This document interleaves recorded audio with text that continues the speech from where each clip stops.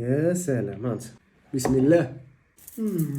استعدادا لرمضان غيخصنا الخروب. الا عرفتي القيمه ديال الخروب ما غاديش يبدا يخطاك. الحاجه اللي مهمه في الخروب، ملي كناخذ الخروب ما كناخذش دهنيات، كناخذ كربوهيدرات جيده وكناخذ الياف، وكلشي على الالياف. بطبيعه الحال كناخذ مغنيسيوم، كناخذ الحديد وكناخذ الكالسيوم. الكالسيوم اللي كاين في الخروب ما فيهش الاوكسالات، وكنعرفوا ان اكثريه ديال الكالسيوم لاصق مع الاوكسالات. والاوكسالات شنو كيدير لنا الحجر في الكلاوي. هذا غيكون فيه الكالسيوم بنسبه مهمه وغتستافد منه. بطبيعه الحال ما فيهش الصوديوم. وجوج معالق ديال الخروب تكون خديتي 5 غرامات ديال الالياف، مهمه بزاف للجهاز الهضمي ديالك، خصوصا في رمضان يكون عندنا مشكل ديال الانتفاخات، العسر في الهضم. فالخروب الا درنا ليه واحد الخليط وزدنا عليه شنو غنزيدوا عليه؟ شنو؟ عسيله اللي فيها انزيمات جيده تساعد على الهضم، مضاد بكتيريا، مضاد التهابات، عسيله حره. غتشد ليا واحد 2 معالق ديال الخروب، ها واحد ها جوج، مزيان نزيدوا كاع واحد 3 بحال هكا، وانت درتي واحد الخليط